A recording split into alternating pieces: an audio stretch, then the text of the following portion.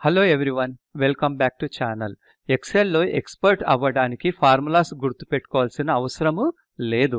మనకు కావాల్సిన పనిని మనకు తెలిసిన లాంగ్వేజ్లో ఏఐ టూల్స్కి చెప్పి దాని ద్వారా ఫార్ములాను చేపించి మనము దాన్ని ఉట్టి కాపీ పేస్ట్ అంటే సరిపోతుందన్నమాట. ఎక్సెల్ కష్టంగా అనిపించడానికి కారణము ఫార్ములాస్ గుర్తుపెట్టుకోవడమే. ఇకపై మీరు బిగినర్స్ కాదు, ఎక్స్పర్ట్స్. ఎందుకంటే ప్రతి పని ఏఐతో చేయించడం నేర్చుకుందాము. Total, average, results, grades, some if, count if గురించి మనము స్టెప్ బై స్టెప్ ప్రాక్టికల్స్ ఒక్క ఫార్ములా గుర్తు ఉండాల్సిన అవసరం లేదు. ఏఐ టూల్స్ ద్వారా మనము ఫార్ములాను తెప్పించుకొని దాన్ని కాపీ పేస్ట్ చేసి రిజల్ట్స్ తెచ్చుకుందాం. సో ఇక్కడ మనకు ఏఐ టూల్స్లో మనము ప్రాంప్ట్ గురించి అడుగుదాం. టైప్ కూడా చేయాల్సిన అవసరం లేదు. అంటే ఇక్కడ మైక్ బటన్ కనిపిస్తుంది కదా, దీన్ని క్లిక్ చేసి మనము డిక్టేట్ చేయాలి మనకు వచ్చిన లాంగ్వేజ్లో. ఓకే, C2 టు F2లో ఉన్న డేటా యొక్క టోటల్ ఫైండ్ అవుట్ చేయడానికి ఫార్ములా చూడండి, అదే ఇచ్చేసింది. ఇప్పుడు మనకు ఇది ప్రాంప్ట్ అన్నమాట. మనం టైప్ చేసినట్ల టైప్ అన్న చేయొచ్చు లేదా డిక్టేట్ చేయొచ్చు. ఇప్పుడు ఫార్ములా ఇస్తుంది. ఆరో మార్క్ని క్లిక్ చేస్తే ఫార్ములా. ఓకే, మనం ఈ ఫార్ములాని ఈ కాపీ పేస్ట్ ఇవ్వచ్చు లేదా ఒకటేసారి అన్ని అయినాక ఒకదాని తర్వాత ఒకటి కూడా కాపీ పేస్ట్ చేసుకుందాం. నెక్స్ట్ ప్రాంప్ట్ అడుగుతాను. ప్రాంప్ట్ తర్వాత ఫార్ములా అన్నమాట. ఇదే ఏంటి, C2 టు F2లో ఉన్నదానికి యావరేజ్ అడుగుదాం. డేటా C2 టు F2లో ఉంది, దానికి యావరేజ్ ఫైండ్ అవుట్ చేయాలి. ప్రాంప్ట్ వచ్చేసింది. ఓకే, యావరేజ్ రెండు వచ్చేసినాయి. ఇప్పుడు రిజల్ట్స్ గురించి మనము తెలుసుకుందాం.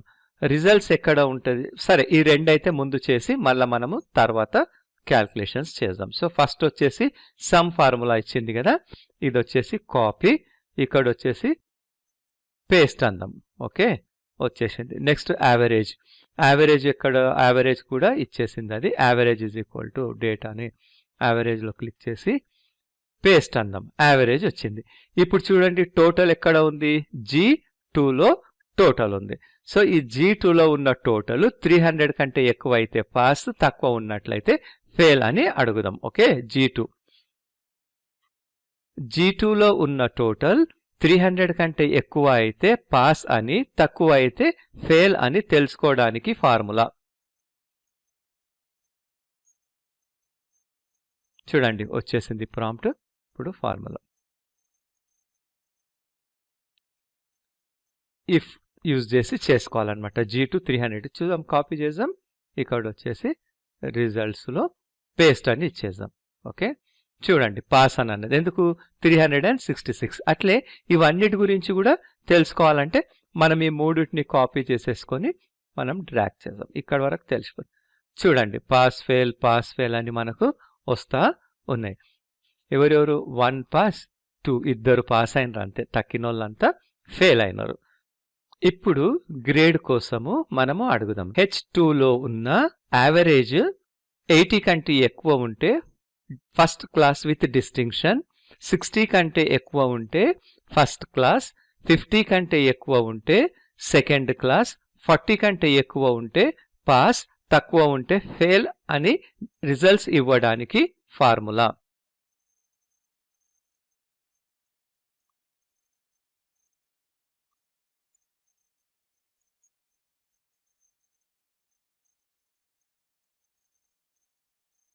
చూడండి ఎంత పెద్ద ఫార్ములా ఇచ్చేసిందో. వీటిని నెస్టెడ్ ఇఫ్ అని అంటాం అనమాట. ఇఫ్ లోపల ఇంకొక ఇఫ్ యూజ్ చేయడమే నెస్టెడ్ ఇఫ్. సో దీన్ని కాపీ చేసి ఇక్కడ వచ్చేసి మనము పేస్ట్ చేద్దాం. ఇక్కడ ఓకే, ఇక్కడ వచ్చేసి పేస్ట్ చేసినాము. పేస్ట్ చేసిన తర్వాత దీన్ని మనము ఎంటర్ ప్రెస్ చేయాలి.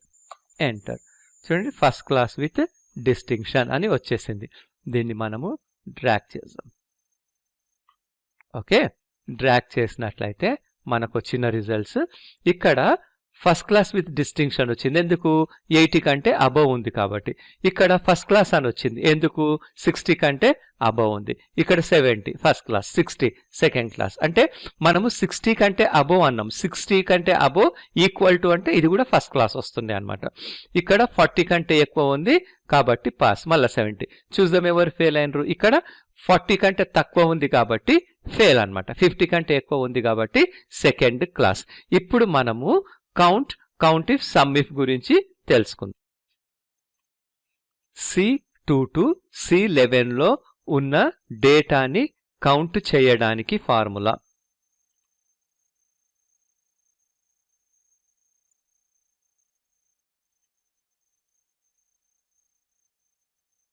చూడండి, ప్రాంప్ట్ అదే ఇచ్చింది, ఇక్కడ కౌంట్ అని వాడాలన్నమాట. మనకేం తెలియదు, అంత అదే ఇచ్చేస్తుంది. ఇప్పుడు కాపీ చేసుకొని ఇక్కడ వచ్చేసి ఎక్కడన్నా పేస్ట్ చేయొచ్చు. మనం ఇక్కడ పేస్ట్ చేస్తే 10 అని ఇచ్చాడు. C2 1 2 3 4 5 6 7 8 9 10.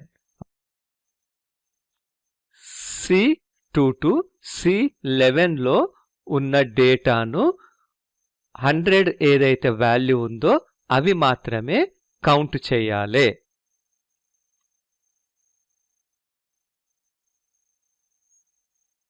చూడండి, అదే ఇచ్చేసింది.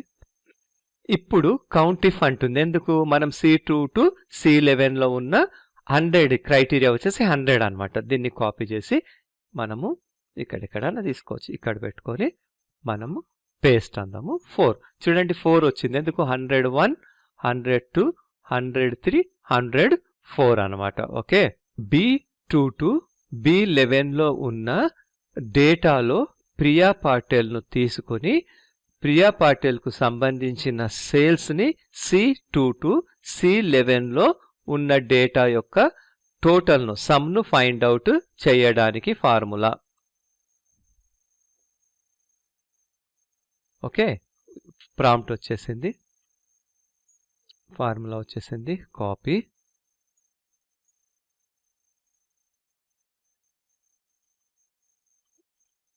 పేస్ట్, 850. ఇక్కడ 200 250 450 450 plus 200 650 650 plus 100 750 750 plus 100 850. ఈ వీడియో మీకు నచ్చినట్లయితే please like, share and subscribe. నేను 100 ready to use AI prompts for Excel అనే ఒక ప్రాంప్ట్స్ ది బుక్ తయారు చేసినాను. మీరు కామెంట్స్లో ఇంట్రెస్టెడ్ అని రాస్తే ఇప్పుడే ఆ బుక్ మీకు పంపిస్తాను. Thanks once again.